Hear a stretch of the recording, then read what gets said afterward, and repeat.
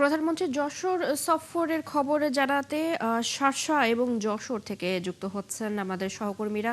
শুরুতে চলে যাব শার্শায়, সেখানে আছেন সহকর্মী মোহাম্মদ হুসাইন।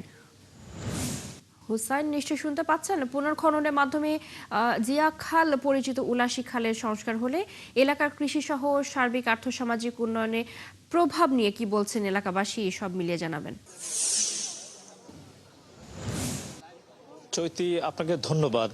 প্রধানমন্ত্রী তারেক রহমান দেশের দায়িত্ব নেওয়ার পর তিনি কিন্তু সারা দেশে চষে বেড়াচ্ছেন বিভিন্ন জায়গায়। তাদের যে নির্বাচনী প্রতিশ্রুতি ছিল, 20,000 কিলোমিটার খাল খননের প্রতিশ্রুতি ছিল, তারই অংশ হিসেবে আজকে তিনি যশোরের শার্শা উপজেলায় অলসী খাল খনন কর্মসূচিতে যোগ দেবেন। তিনি 11:30টার দিকে এই অলসী খাল খনন কর্মসূচির উদ্বোধন করার কথা রয়েছে। আমি ঠিক অলসী খালের ভেতরে অবস্থান করছি, যেই খালটি খনন করবেন। এখানে যারা শ্রমিকরা রয়েছেন, যারা খাল খননে অংশ নেবেন প্রধানমন্ত্রীর সঙ্গে, তাদেরকে আপনি আমার ক্যামেরায় দেখতে পাচ্ছেন। প্রধানমন্ত্রী তারেক রহমান 11:30টার দিকে এই অলসী খালের কর্মসূচিতে যোগ দেবার কথা রয়েছে।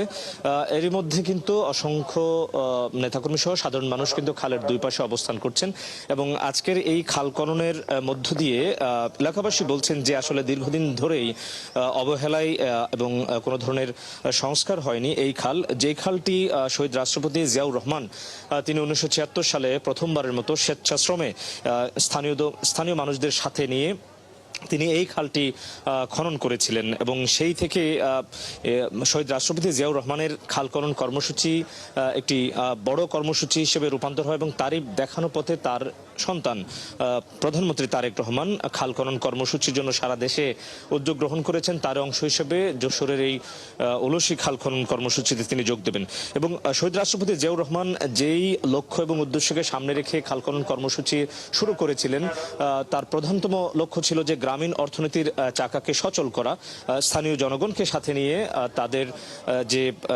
সবুজ বিপ্লব ঘটানো, সেই পরিকল্পনা তার ছিল। তার সন্তান প্রধানমন্ত্রী তারেক রহমান তার নির্বাচনী প্রতিশ্রুতিও কিন্তু তার বাবার দেখানো পথেই, তারই অংশ হিসেবে কিন্তু তিনি আজকে এখানে আসছেন।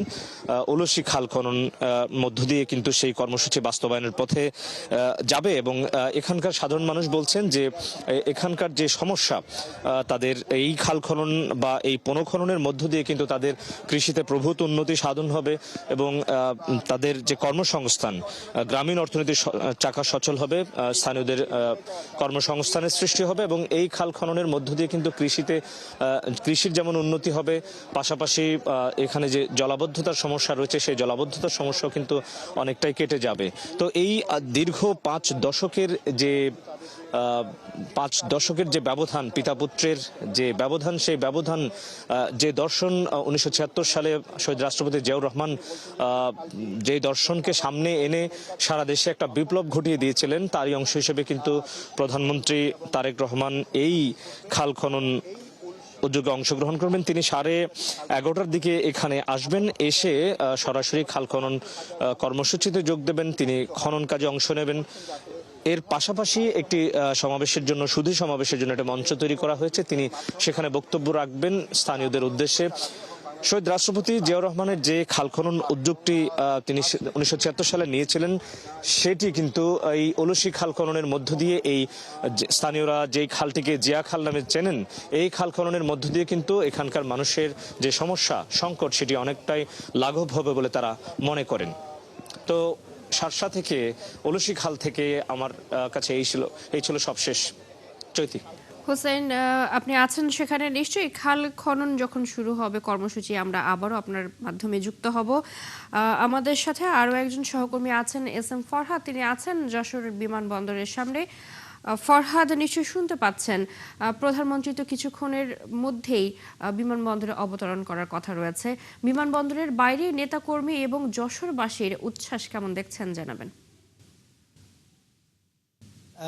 আপনি জানেন যে প্রধানমন্ত্রী ঠিক 10 মিনিটের ভিতরে, অর্থাৎ 10:15 যশোর বাংলাদেশ এয়ারলাইন্সের একটি বিমানে তিনি অবতরণ করার কথা রয়েছে এবং তাকে স্বাগত জানানোর জন্য বিএনপির কেন্দ্রীয় কমিটির ভাইস চেয়ারম্যান অধ্যাপক নার্গিস ইসলাম সহ খুলনা বিভাগীয় সাংগঠনিক সম্পাদক, জ্বালানি ও খনিজ বিদ্যুৎ প্রতিমন্ত্রী অনিল ইসলাম অমিত সহ খুলনা বিভাগের নেতৃবৃন্দ যশোর বিমানবন্দরে তাকে অভ্যর্থনা জানানোর জন্য ইতিমধ্যে প্রস্তুত হয়েছেন এবং কিছুক্ষণের ভিতরে মাননীয় প্রধানমন্ত্রী তিনি পৌঁছাবেন এবং তার যে শার্শায় যে গন্তব্য যাওয়ার জন্য যে বাসটি সবার আগে বাংলাদেশ লেখা সেই বাসটি চলে এসছেন এবং তার যাওয়ার প্রস্তুতি সম্পন্ন করা হয়েছে। কিছুক্ষণের ভিতরে তিনি যশোরে পৌঁছবেন। আপনি জানেন যে প্রধানমন্ত্রী আজকে দিনব্যাপী যশোরে আজকে কর্মসূচি রয়েছে, 4টি কর্মসূচি তিনি গ্রহণ করবেন। এর ভিতরে শার্শা এবং আর বাকি 3টি যশোরে। অর্থাৎ আপনি জানেন যশোরবাসীর দীর্ঘদিনের দাবি ছিল একটি হসপিটাল, যশোর মেডিকেল কলেজ হাসপাতাল, সেটি কিন্তু আজকে তিনি তার ভিত্তিপ্রস্তর উদ্বোধন করবেন। এর পাশাপাশি আপনি জানেন যে যশোরের প্রাচীন লাইব্রেরি রয়েছে, পাবলিক লাইব্রেরি, যেটা 1875 সালে এটা প্রতিষ্ঠিত হয় এবং 1851 সালে এটা প্রতিষ্ঠিত হয়। সেই লাইব্রেরি তিনি পরিদর্শন করবেন। পাশাপাশি জেলা বিএনপির আয়োজিত যে সমাবেশ রয়েছে, সমাবেশে তিনি প্রধান অতিথি হিসেবে বক্তব্য রাখবেন প্রধানমন্ত্রী। এই যশোরের সফরকে ঘিরে আসলে বিএনপি নেতাকর্মীরা যেমন উজ্জীবিত এবং যশোরের মানুষও কিন্তু উজ্জীবিত। আপনি জানেন যে এর আগে অর্থাৎ নির্বাচনী সময় তিনি 2 মাস আগে যশোরে এসেছিলেন এবং বেশ কিছু উন্নয়নের প্রতিশ্রুতি দিয়েছিলেন। সে উন্নয়ন যে প্রতিশ্রুতি দিয়েছেন সেগুলো যশোরের মানুষ এবং বিএনপি নেতাকর্মী বাস্তবায়ন চায় এবং প্রধানমন্ত্রীর মুখে সেই বক্তব্য শুনতে চায়। আপনি জানেন যে বিশেষ করে যে যশোরের মানুষ আসলে দীর্ঘদিন ধরে দাবি করছে যে যশোরে একটি পাবলিক বিশ্ববিদ্যালয়ের জন্য। এর পাশাপাশি আপনি জানেন যে যশোরে আপনার প্রাচীনতম জেলা যশোর, অর্থাৎ ব্রিটিশ ভারতের প্রথম জেলা যশোর। যশোর যে পৌরসভাটি রয়েছে এটা 162 বছর আগে পৌরসভা প্রতিষ্ঠিত হয়, কিন্তু যশোর পৌরসভাকে সিটি কর্পোরেশনের উন্নতির জন্য যশোরের মানুষ। ফরহাদ, আমরা শুনছিলাম আপনি আছেন সেখানে, নিশ্চয়ই পরবর্তীতে আবারও আপনার সাথে যুক্ত হব। আমাদের সাথে যশোর থেকে যুক্ত ছিলেন আমাদের সহকর্মীরা, জানাচ্ছিলেন প্রধানমন্ত্রীর যশোর সফরের কথা।